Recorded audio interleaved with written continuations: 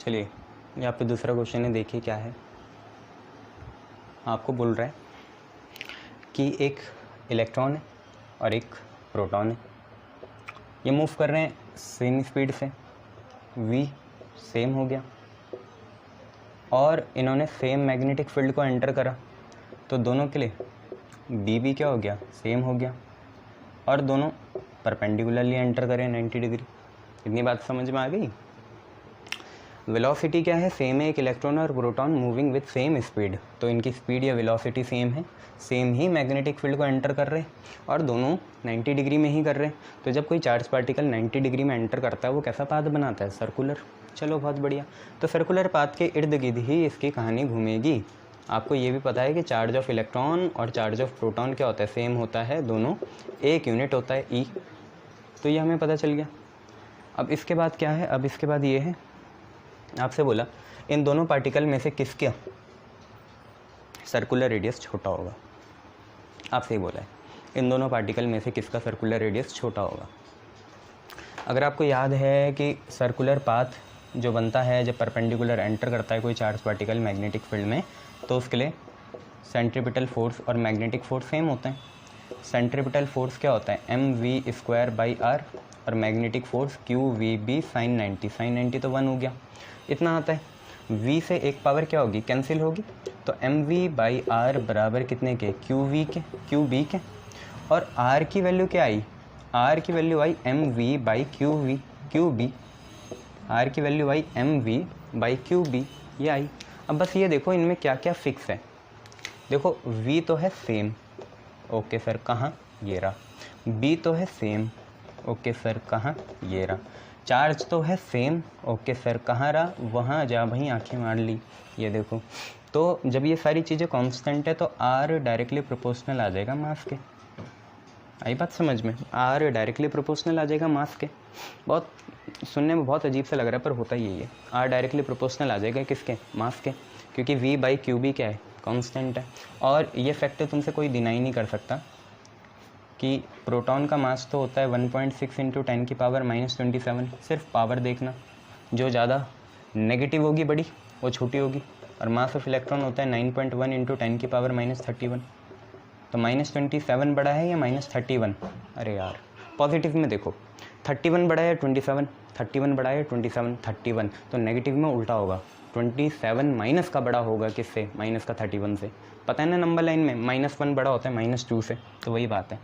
तो यहाँ प्रोटॉन का मास ज़्यादा होता है, तो since mass of proton is greater than mass of electron, तो radius transverse by the proton या circular radius form by the proton is greater than circular radius form by electron. ये हमें पता चल गया। हमसे तो पूछा है कि किसका सर्किल स्मॉल होगा, किसके सर्किल का रेडियस स्मॉल होगा, तो electron will have smaller radius, electron will have smaller radius. Electron का रेडियस क्या होगा, छोटा होगा भैया, ठीक है, इलेक्ट्रॉन का रेडियस क्या होगा, छोटा होगा भैया, ये ठीक है, शाबाश। चलो नेक्स्ट क्वेश्चन करेंगे, मैं देख लो, इसके बाद नेक्स्ट क्वेश्चन करा जाएगा, ठीक है।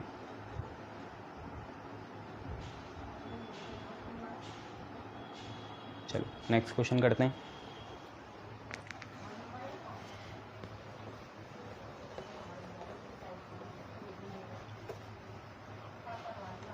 देखो नेक्स्ट क्वेश्चन क्या है,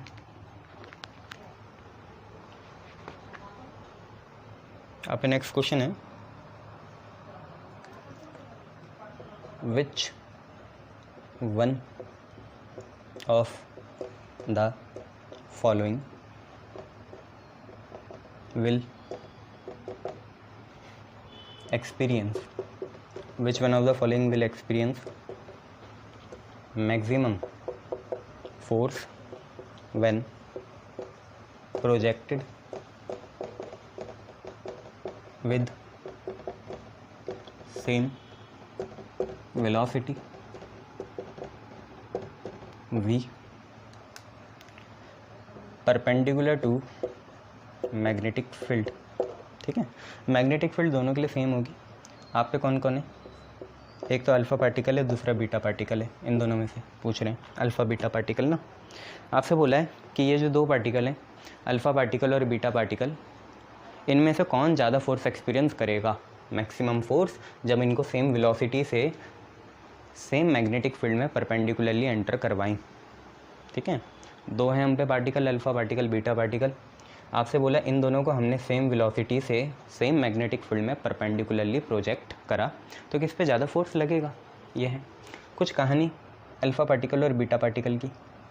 पर याद रखना है मास से कोई मतलब नहीं है, फोर्स होता है किसी भी चार्ज पार्टिकल के लिए QVB sin थीटा।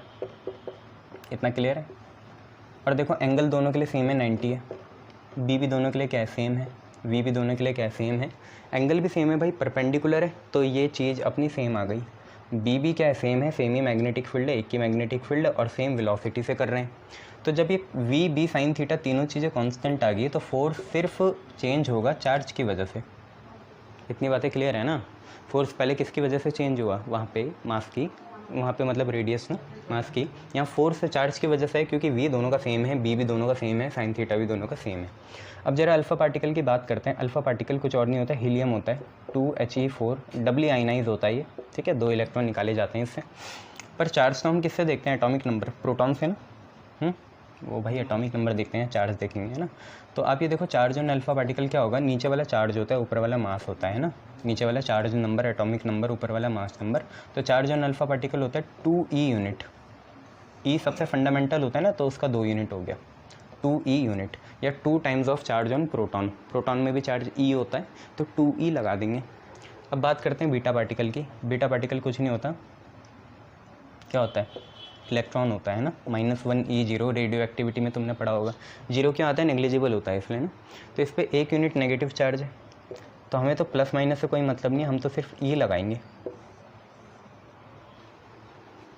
आई बात समझ में, 1 यूनिट है ना उसमें, और उसमें 2 यूनिट है।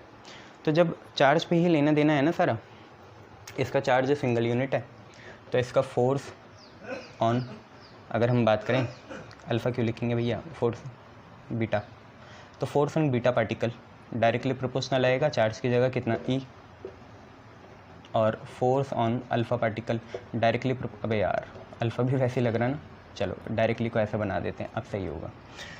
तो अल्फ़ा में चार्ज जो 2E है, तो Q की जगह 2E डालेंगे। तो आप देख ही सकते हो किस में मैक्सिमम है, अल्फ़ा में। फोर्स ऑन अल्फ़ा पार्टिकल दुगना होगा किससे, बीटा से। देखो ना भाई, दोनों को डिवाइड करोगे, दोनों को डिवाइड करोगे तो 2 ही बचेगा, वो क्रॉस मल्टीप्लाई होकर जाएगा बीटा, तो force on alpha particle 2 times हो जाएगा फोर्स ऑन बीटा पार्टिकल के।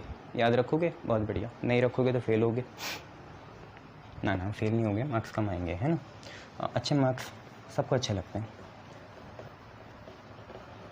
चलो नेक्स्ट देखो, आपसे बोला next question.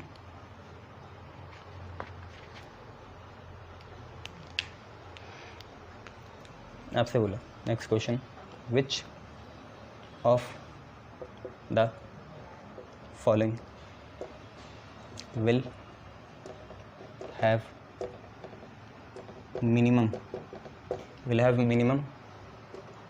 frequency of revolution when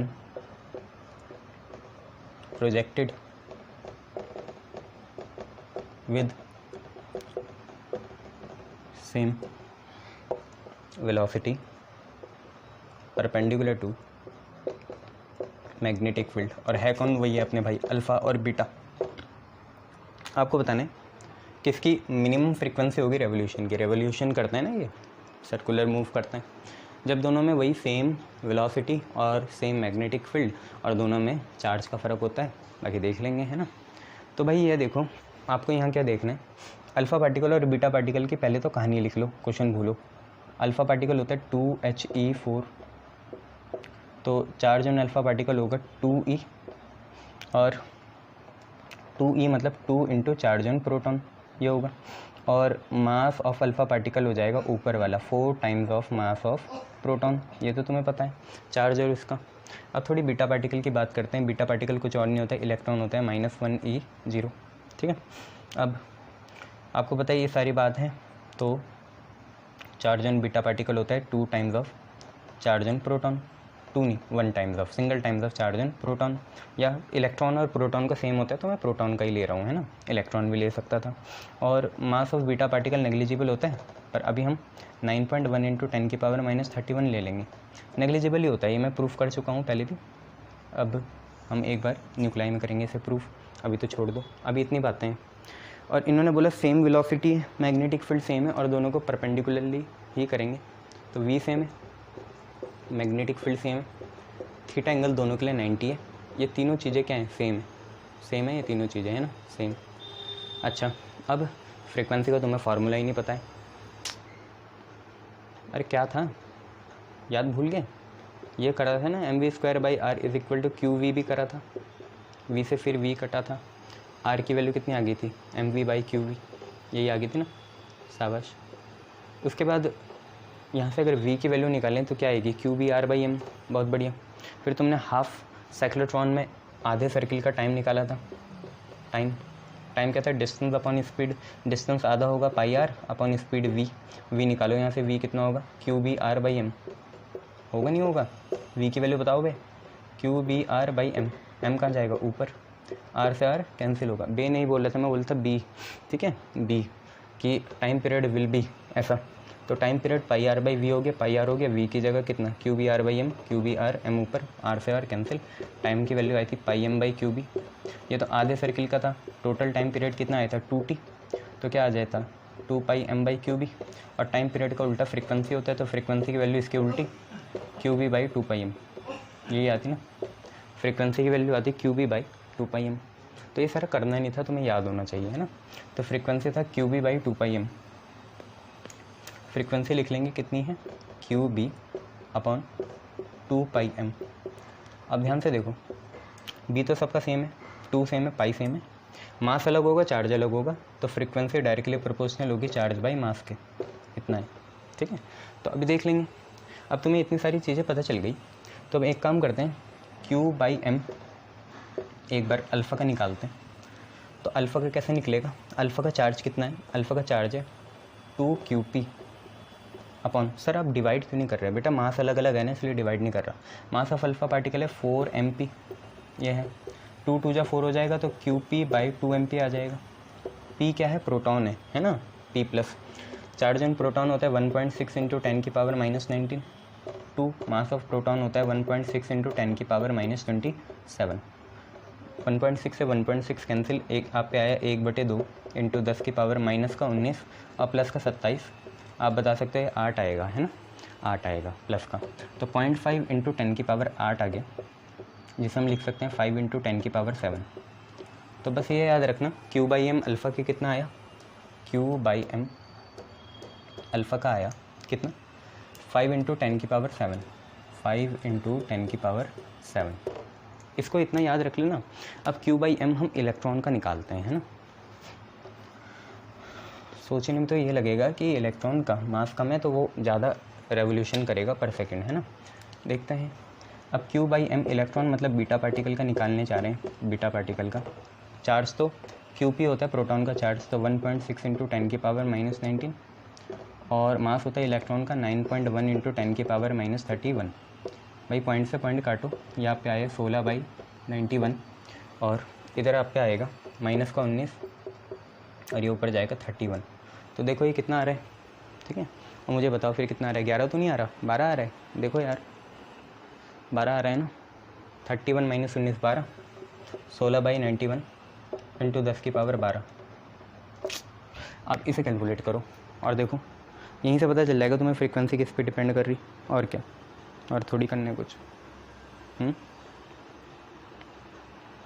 करो, 16 / 91 करो, 0.17 आ जाएगा, है ना, 0.17 इंटू 10⁻12। आप इसे तब तक कंपेयर नहीं कर सकते जब तक पावर सेम ना हो। पावर सेम कैसे करेंगे, देखो ये तो आपका 17 × 10⁻10 हो गया, 17 × 10⁻10 हो गया। अब आपको यहीं से भी दिख रहा है बड़ा कौन है, ये या ये, यही है ना भाई इलेक्ट्रॉन। क्या करूँ, इनको सेम कैसे बनाऊँ, तुम बताओ मुझे, आ रहा है समझ में या क्या करूँ बताओ। मैं इसे ऐसे लिख लूँ 17, ये अगर 10⁻7 हो गया तो इसे 3 0 उधार ले लेंगे, इधर लगा देंगे 17,000 10⁻7 और यह है 5 10⁻7, बताओ कौन ज़्यादा, 17,000 या 5? जल्दी बताओ, 17,000 या 5, कौन ज़्यादा? 17,000 ऑब्वियसली। तो since Q/M of beta is greater then Q/M of alpha, और जैसे Q/M वैसी फ्रीक्वेंसी, क्योंकि दोनों के बीच में डायरेक्ट है ना, Q/M दोनों के डायरेक्ट है ना फ्रीक्वेंसी, तो Q/M बीटा का ज़्यादा है, तो frequency of beta is greater then frequency of alpha. तो हमें बताना है किसकी मिनिमम है। तो alpha has minimum frequency, beta की ज़्यादा है, अल्फ़ा की कम है, तो अल्फ़ा की मिनिमम फ्रीक्वेंसी हो जाएगी, ये देख लेना, ठीक है। अरे मज़ेदार क्वेश्चन है, जल्दी करे करो, ठीक है। अल्फ़ा की मिनिमम फ्रीक्वेंसी हो जाएगी, मिनिमम पूछा था ना हमसे, ठीक है, मिनिमम हो जाएगी। उन्होंने मैक्सिमम बता रखा है इलेक्ट्रॉन का, तो मिनिमम फिर अल्फ़ा का ही होगा। चलो नेक्स्ट क्वेश्चन।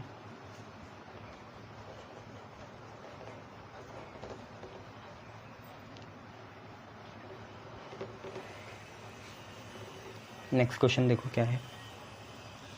नेक्स्ट क्वेश्चन है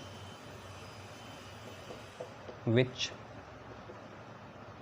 are of the following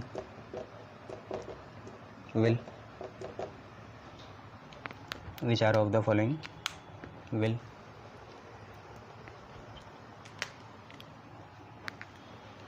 describe smallest circle when projected with same velocity। ये हमने कर नहीं दिया, पक्का कर दिया ना, देखते हैं। Projected with same velocity perpendicular to magnetic field, perpendicular to magnetic field, और यहाँ पे है 2 अल्फ़ा बीटा, ये दोनों ही है, ठीक है भाई। तो आपसे बोला स्मॉलेस्ट सर्किल कौन बनाएगा इनमें से, अल्फ़ा और बीटा में से, जब दोनों को सेम वेलोसिटी और सेम मैग्नेटिक फील्ड में प्रोजेक्ट करा परपेंडिकुलरली, अल्फ़ा और बीटा। अब तो आपको सारी कहानी पता है। और यहाँ पे रेडियस देखना है, रेडियस अलग ही होता होगा। पहले हमने इलेक्ट्रॉन और प्रोटॉन को कंपेयर करा था, अब हमें इलेक्ट्रॉन मतलब बीटा पार्टिकल और अल्फ़ा पार्टिकल को कंपेयर करना है। बात तो वैसे ही चलेगी। क्या देखा था तुमने वहाँ, आर की वैल्यू क्या आई थी, mv/qb ये आई थी, या mvr/qb आई थी आर की वैल्यू। सोचो, खुद सोचो। चलो सर हमने मान लिया mv/qb आई थी। कैसे मान लिया भाई, देख लो। चलो अगर ऐसा हो गया, उन्होंने बोला सेम वेलोसिटी, ये सेम है, मैग्नेटिक फील्ड भी क्या सेम है, इनको संभाल के रख लिया। तो आर डायरेक्टली प्रोपोर्शनल आया m/q के, ठीक है। अब क्या करो, m/q एक बार अल्फ़ा का निकाल लो और एक बार m/q किसका निकाल लो, बीटा का निकाल लो। अल्फ़ा बीटा का दोनों का निकाल लो, तो यहाँ से पता चल जाएगा फिर रेडियस के बारे में। जैसी वैल्यू आएगी उतना बड़ा रेडियस होगा। अल्फ़ा का मास होता है 4 गुना किसके, प्रोटॉन के मास के। प्रोटॉन का मास होता है 1.6 × 10⁻⁻27। और ये तो तुमने निकाला था, उसका उल्टा ही था। चार्ज होता है अल्फ़ा में दुगुना किसका, प्रोटॉन के चार्ज के, जो होता है 1.6 × 10⁻⁻19। 1.6 से 1.6 कटा, ये 8 बढ़ जाएगा, ये 2 आएगा, तो ये 2 × 10⁸ आ गया, है ना भाई। 2 × 10⁸ आ गया m/q। यूनिट छोड़ो, यूनिट तुम kg/ वो मत लिख देना, क्योंकि वो तो डायरेक्ट आया ना तुम्हारा। लिखना है तो लिख लेना kg/ कूलम, क्या फ़र्क पड़ रहा, kg/ कूलम लिख लेना। ये देखो ये सही है, 2 × 2 = 4, ये ऊपर जाएगा, 8 से ही आएगा। अच्छा अब यहाँ निकालते हैं बीटा का। तो बीटा का मास होता है 9.1 × 10⁻31। बीटा पार्टिकल इलेक्ट्रॉन ही तो होता है, और चार्ज होता है 1.6 × 10⁻⁻19। 19 और 31 कितना आएगा, 91/16, पॉइंट से पॉइंट कटाना इनका, और 19/31 12 आएगा, है ना, 12। 16 6 × 96, तो ये 5 पॉइंट समथिंग आएगा, 5.7 लिख लो 10⁻12, या इसे लिख सकते हो 57 × 10⁻11। 10⁻11 kg पर कूलम। अब तुम्हें बताओ कौन ज़्यादा है। फिर मैं वही हरकतें करूँगा, यहाँ 5 7 0 0 0 लिख लूँगा और 10⁸ लिख लूँगा, ये बड़ा है। तो यहाँ से पता चला कि m/q of beta is greater then, वहाँ छोटा आया था ना, वहाँ उल्टा निकाला था q/m ना, तो इलेक्ट्रॉन का ज़्यादा आया था। तो m/q किसका ज़्यादा होगा, बीटा का होगा ना, उल्टा रेसिप्रोकल में तो चीज़ें बदल जाती हैं। q/m अगर इलेक्ट्रॉन का ज़्यादा है तो m/q बीटा पार्टिकल का ज़्यादा होगा, बीटा का। तो m/q बीटा का ज़्यादा आया, मतलब सॉरी गलती बोल दिया मैंने, इलेक्ट्रॉन बीटा सेम ही है। तो m/q बीटा का ज़्यादा लग रहा है मुझे, किससे, m/q ऑफ अल्फ़ा। बस तो निकाल लो रेडियस किसका ज़्यादा है, बीटा का ज़्यादा है अल्फ़ा से। आई बात समझ में। तो दोनों के बीच में डायरेक्ट रिलेशन है, radius of beta is greater then radius of alpha. तो स्मॉलेस्ट सर्किल बनाएगा अल्फ़ा, अल्फ़ा बनाएगा स्मॉलेस्ट सर्किल, क्योंकि बीटा ज़्यादा रेडियस बना रहे हैं ना, अल्फ़ा कम बनाएगा, तो अल्फ़ा का स्मॉलेस्ट सर्किल होगा, ये लिख लेना, ठीक है। अल्फ़ा का स्मॉलेस्ट होगा या बीटा, m/q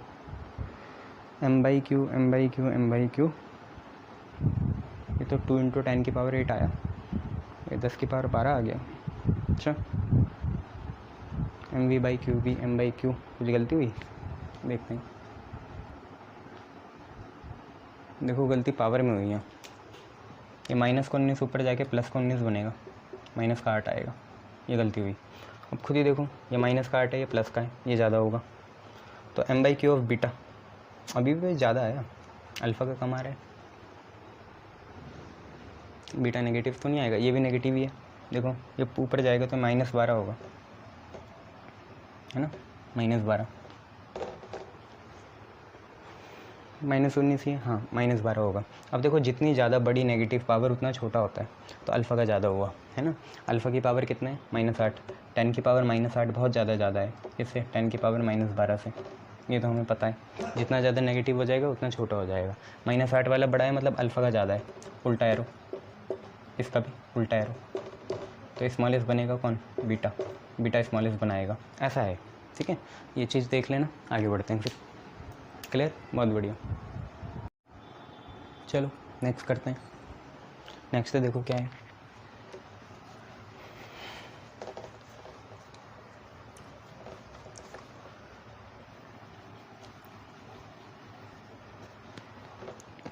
नेक्स्ट क्वेश्चन है आप पे,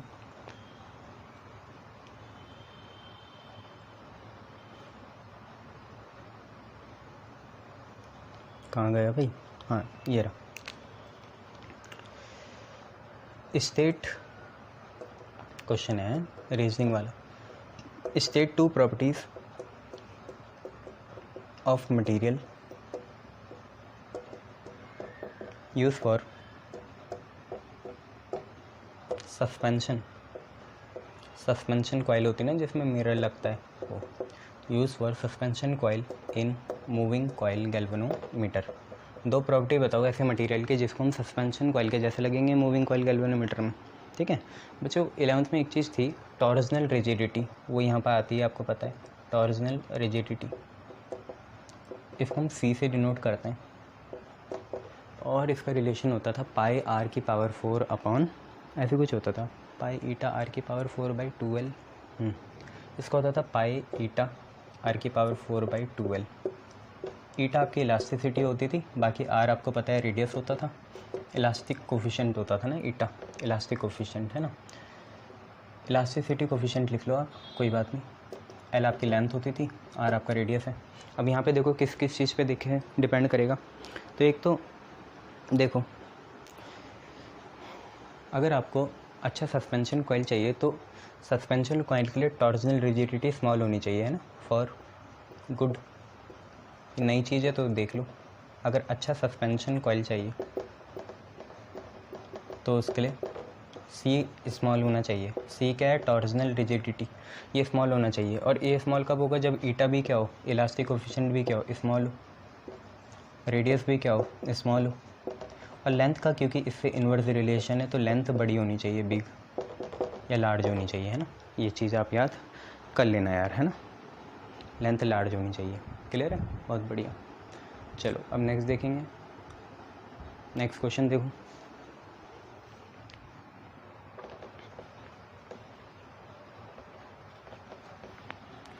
नेक्स्ट क्वेश्चन क्या है?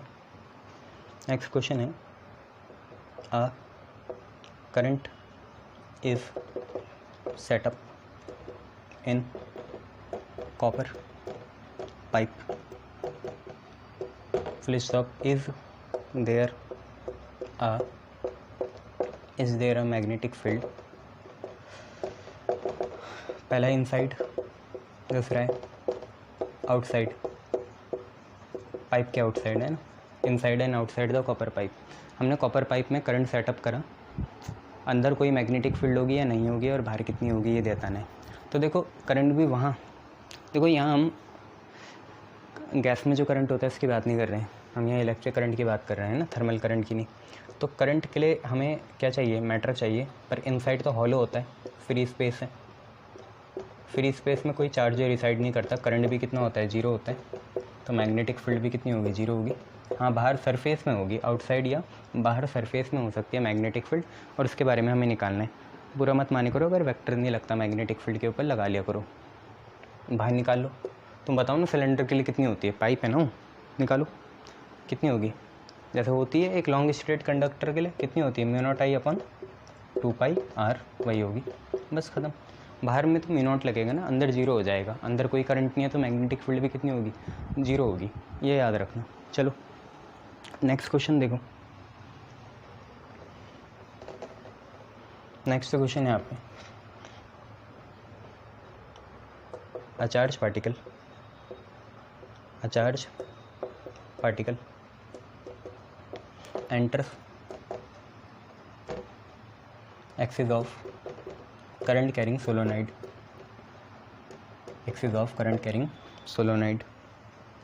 How does its velocity be affected? आपसे पूछा उसकी वेलोसिटी कैसे अफेक्ट होगी, इसके बारे में आपसे पूछा भाई। अच्छा, वेलोसिटी अफेक्ट होना मतलब ये होता है कि उसका एक्सेलरेशन आएगा, उसमें नहीं आएगा। ठीक है, वेलोसिटी अफेक्ट हो रही है, इसका मतलब उसमें एक्सेलरेशन आना चाहिए। ठीक है, एक्सेलरेशन होना चाहिए, एग्जिस्ट करना चाहिए। और एक्सेलरेशन तभी एग्जिस्ट करेगा जब फोर्स एग्जिस्ट करे, मतलब नॉन जीरो हो। ये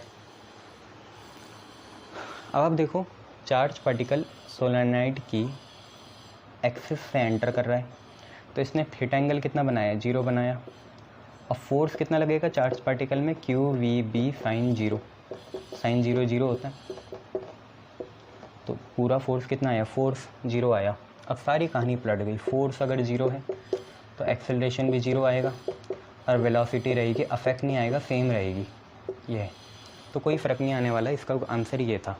ठीक है, सिंपल से मैंने ऐसे बता दिया, ज़्यादा शोर शराबा नहीं करा। चार्ज पार्टिकल अगर सोलेनॉइड की एक्सिस में एंटर करेगा तो उसकी वेलोसिटी में फ़र्क आना चाहिए या नहीं आना चाहिए? तो वेलोसिटी में फ़र्क तभी आएगा जब एक्सेलरेशन हो, चाहे रिटार्डेशन हो, चाहे एक्सेलरेटेड हो, और फोर्स नॉन जीरो हो। पर अगर वो एक्सिस से एंटर कर रहा है तो थीटा एंगल 0, फोर्स 0, एक्सेलरेशन 0 और वेलोसिटी रहेगी सेम। ये बात याद रखना। चलो नेक्स्ट क्वेश्चन देखो। नेक्स्ट क्वेश्चन है यहाँ पे कि an electron beam is moving vertically downward.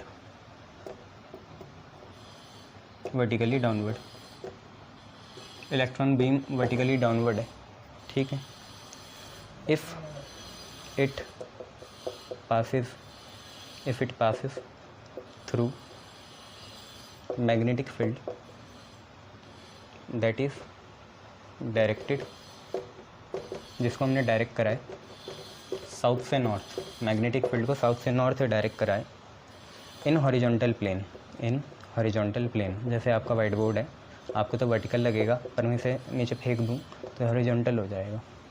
Then in which direction beam will get deflected, beam किस डायरेक्शन में डिफ्लेक्ट होगी, मतलब भाई उसमें फोर्स किस डायरेक्शन में लगेगा।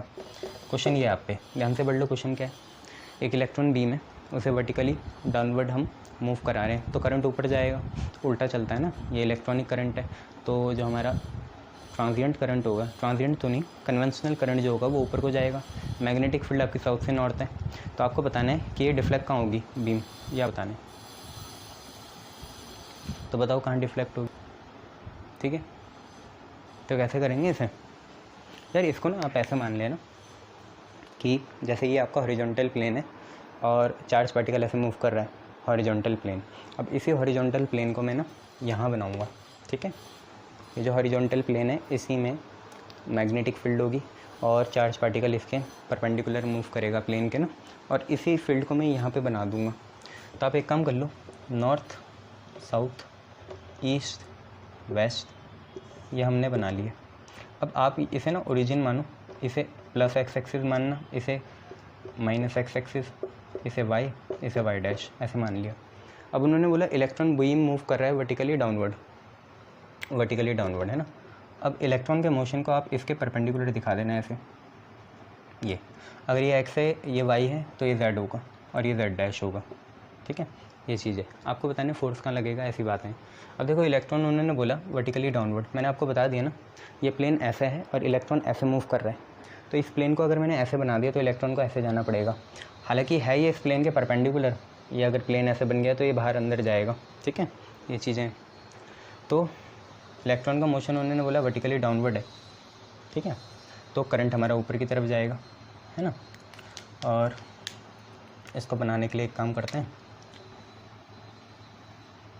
ई का मोशन ऐसे दिखा देते हैं, करंट का मोशन नीचे की तरफ दिखा देते हैं, मतलब वेलोसिटी ऐसे, ठीक है। ये एक्स एक्सिस में आई कैप होता है, यहाँ जे कैप होता है, यहाँ जेड में के कैप मान लेंगे। सारा खेल इसी चीज़ का है ना। ईस्ट से waste x axis, J dash और ये ऐसे है ना। अब इसके बाद उन्होंने क्या बोला, मैग्नेटिक फील्ड आपकी साउथ नॉर्थ में है, ठीक है। तो जो आपकी मैग्नेटिक फील्ड है वो आपकी वाई डैश से डिनोट है, उसमें जे वेक्टर होगा, मतलब वो नॉर्थ साउथ होगी। और इलेक्ट्रॉन मूव कर रहा है वर्टिकली डाउनवर्ड, तो इलेक्ट्रॉन को हम कहाँ दिखा देते हैं, के में दिखा देते हैं ना। तो वेलोसिटी आपकी के में हो जाएगी नीचे की तरफ, तो हम बोलते हैं वेलोसिटी वेक्टर जो है वो है वी, और साथ में आपकी कौन सी एक्सिस है, के कैप, और माइनस का नीचे की तरफ है। वैसे वो जेड एक्सिस में है ना वेलोसिटी, यहाँ पे वेलोसिटी जेड एक्सिस में नीचे की तरफ है, इलेक्ट्रॉन ऊपर तो वेलोसिटी नीचे आएगी, तो माइनस वी यहाँ पे लगा देते हैं के कैप। ऐसी मैग्नेटिक फील्ड के लिए बना देंगे बी जे कैप, ये ठीक है। फिर वेक्टर नहीं लगेगा इसमें, बस ये ऐसे रहेगा बी जे कैप, है ना। मैग्नीट्यूड रहेगा, वेक्टर तो इन्हें यूनिट वेक्टर में देना है। अब फोर्स बताना है, तो फोर्स आपको पता है क्या होता है, क्यू वी क्रॉस बी होता है, क्यू वी क्रॉस बी, बस लगा दो। तो क्यू लिखा, वी कितना है माइनस वी के कैप क्रॉस ये है बी जे कैप। इन सबको बाहर निकालो, वेक्टर्स को, स्केलर को, क्यू बाहर आया और माइनस बाहर आया और वी बाहर आया और बी बाहर आया, आप पे बचा के क्रॉस जे। अब आप एक चीज़ याद रखते हो कि जे क्रॉस के आई जे के, जे क्रॉस के आई होता है, तो के क्रॉस जे क्या होगा माइनस आई, तो माइनस क्यू वी बी, और ये आएगा माइनस आई कैप। के क्रॉस जे इसका उल्टा होगा ना, के क्रॉस जे आपका कितना होगा, माइनस का आई होगा, ठीक है। तो यहाँ माइनस आई हो गया, माइनस माइनस प्लस हो गया, तो क्यू वी बी आई आया।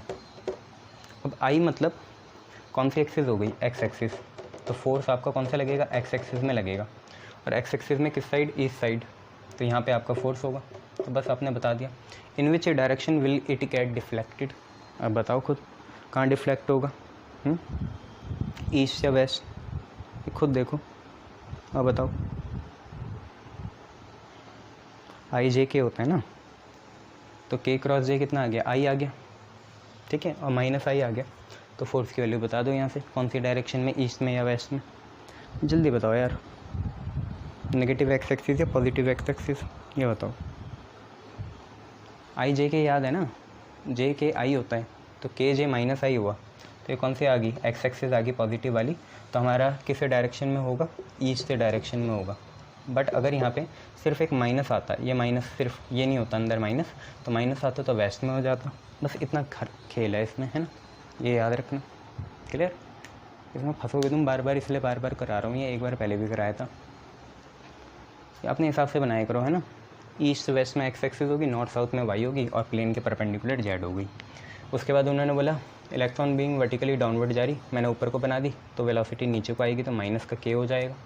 उसके बाद मैग्नेटिक फील्ड वाई एक्सिस में थी तो जे लगा दिया। अब फिर bus queue we cross B, के क्रॉस जे माइनस आई होता है, माइनस माइनस प्लस हो गया, इसलिए आपको पता है प्लस एक्सिस आपकी क्या होगी, फोर्स की हो गई, क्योंकि ये दोनों तो ऑक्यूपाई हो गई ना, ये मैग्नेटिक फील्ड ने ऑक्यूपाई करी, ये वेलोसिटी ने ऑक्यूपाई करी, तो ये कौन ऑक्यूपाई करेगा, फोर्स, एफ बी आई ना, right, left hand thumb rule से भी बना सकते हो इसे, ठीक है। चलो बहुत बढ़िया। थकान थकान थकान।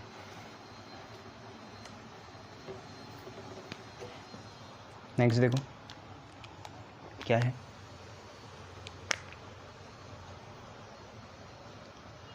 क्वेश्चन है हाउ मच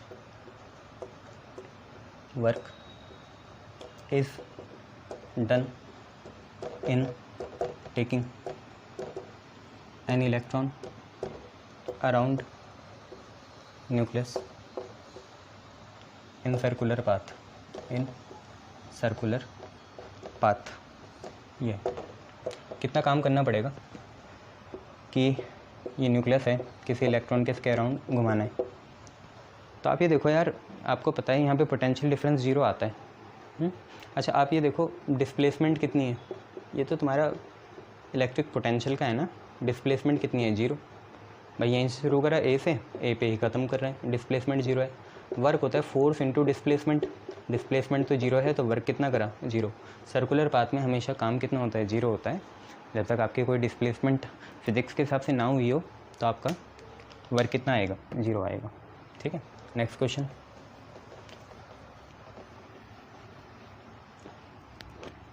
नेक्स्ट क्वेश्चन है आप पे कि व्हाट विल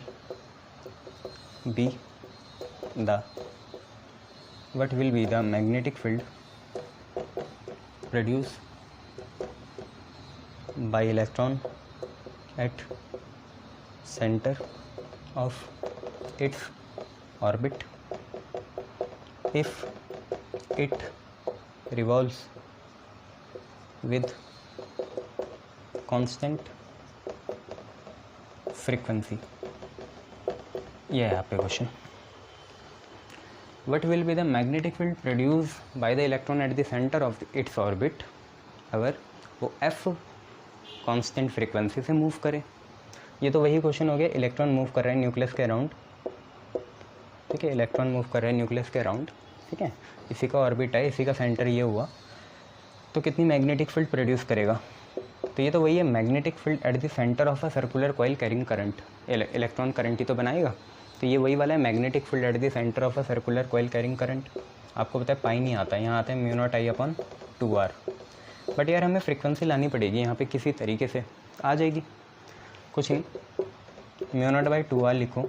करंट क्या होता है, charge upon time, charge upon time period, current होता है चार्ज अपॉन टाइम, चार्ज का इलेक्ट्रॉन का, तो E/T हो गया, तो मैंने लिखा म्यू नॉट E/2r और ये 1/T, ठीक है भाई, mu naught I upon 2r था, आई हो गया E/T, म्यू नॉट E/2r और 1/T, 1/T होता है फ्रीक्वेंसी f, तो म्यू नॉट E/2r और यहाँ पे फ्रीक्वेंसी आ गई f, ये आपका आंसर आ गया, ठीक है, म्यू नॉट E/2r और फ्रीक्वेंसी आ गई आपकी कितनी f। क्लियर, बहुत बढ़िया।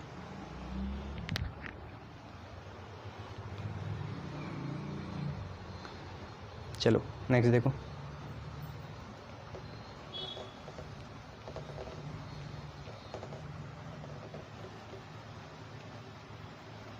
नेक्स्ट क्वेश्चन है कि which physical quantity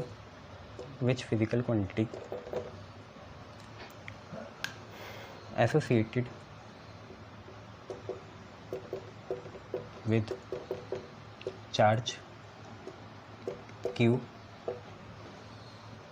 will not change in magnetic field।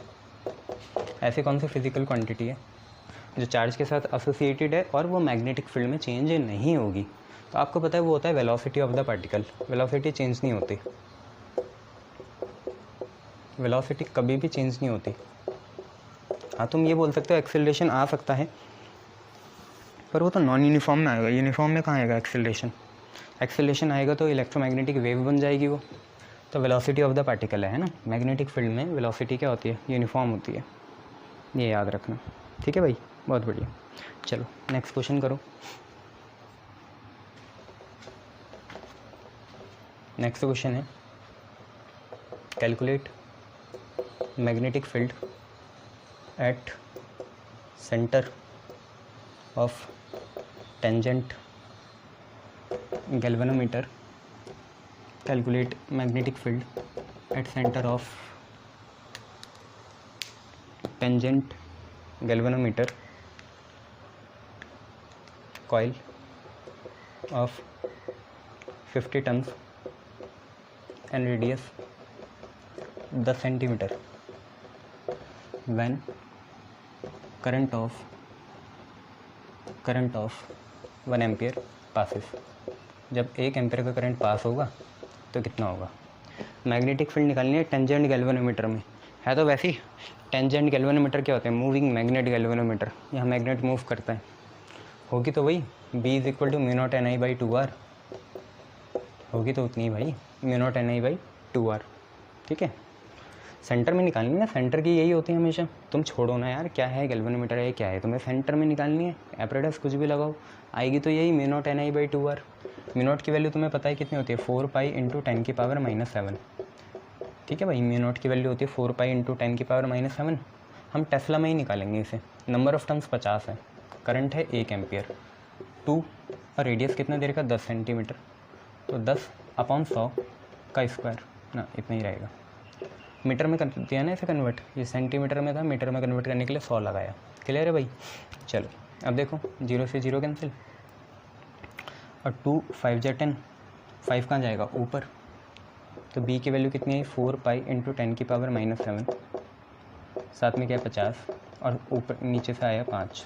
ठीक है, रेडियस 10 था, 10 का 100 कर दिया, एक पावर कटी, 5 ऊपर 25, ये 250 आ गया।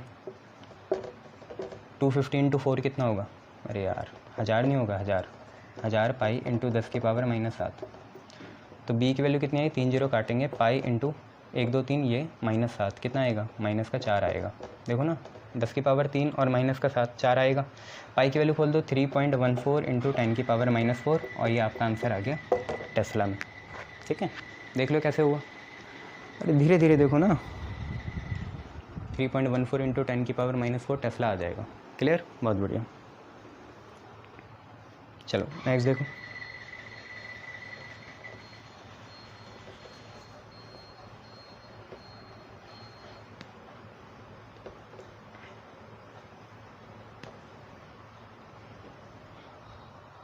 यहाँ पे क्वेश्चन है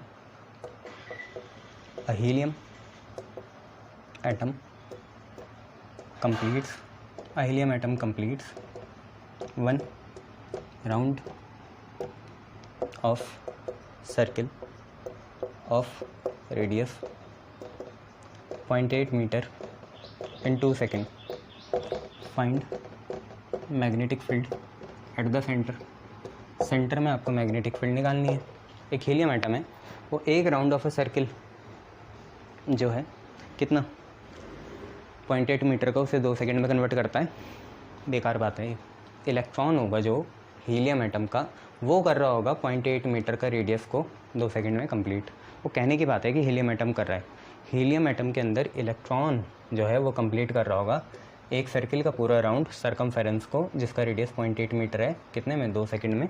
magnetic field at the centre निकालनी है, निकालो। म्यू नॉट I/2R से ही निकाल लो, और क्या है, नहीं निकाल सकते, कुछ काम की नहीं हो फिर तुम लोग। मैग्नेटिक फील्ड कितनी होगी, म्यू नॉट I/2R। ठीक है भाई, म्यू नॉट पता है, R पता है, I नहीं पता यार। तो हीलियम एटम है ना, 2 इलेक्ट्रॉन होंगे इसमें, हीलियम अभी पता था तुम्हें 2He4 होता है, 2 इलेक्ट्रॉन होंगे। देखो मैं कैसे लिख रहा हूँ, म्यू नॉट बाई 2R लिख रहा हूँ। करंट अकेला, करंट होता है चार्ज बाई टाइम, करंट होता है चार्ज बाई टाइम। टाइम अपन लोगों को दिया है, चार्ज नहीं पता, पर चार्ज हमें पता है कितना होता है हीलियम में, 2 इलेक्ट्रॉन के बराबर होता है। इतना क्लियर है ना, चार्ज 2 इलेक्ट्रॉन के बराबर होता है, अपन में टाइम लगा दिया, ये आपका करंट आ गया, बस वैल्यू डालो। तो म्यू नॉट हो गया 4 पाई इंटू 10 की पावर -7, 2 लिखा, रेडियस मीटर में होना चाहिए जो कि 0.8 है, 2 लिखा, इलेक्ट्रॉन का चार्ज 1.6 इंटू 10 की पावर -19 कूलम, टाइम की वैल्यू 2 सेकेंड, 2 से 2 कैंसिल, 0.8 इंटू 2 1.6 होगा, ये कैंसिल, आप पे आ गया 4 पाई इंटू -19 और 7 -26, 4 इंटू 3.14 इंटू 10 की पावर -26, 14 4 जा 56, 4 3 12, 12 और 5 17, 17.56 इंटू 10 की पावर -26 टेस्ला, इतना आ रहा होगा। देखो चेक करो, चलो इन्हें तो ऐसे ही छोड़ दिया, अगर तुम करते भी कितना आ जाता, 12.56 आता। सर ऐसी गलती क्यों करते हो, 14 4 जा 56, 4 3 जा 12, 56 12 4 17, ये क्या हो रहा है अपन लोगों के साथ। अच्छा हाँ, वो तो 56 पूरा आ जाएगा, आगे कुछ नहीं आएगा। हाँ तो इतना आ रहा है, ठीक है, शाबाश। नेक्स्ट देखो,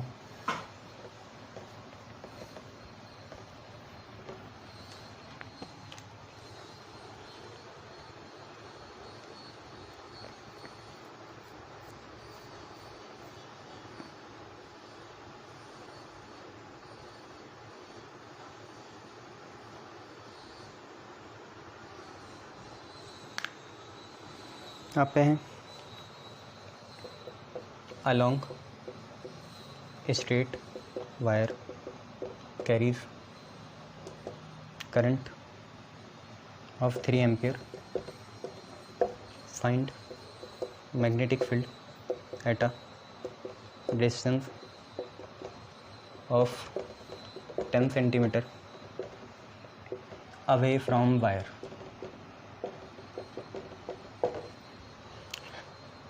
ड्रॉ डायग्राम ऑल्सो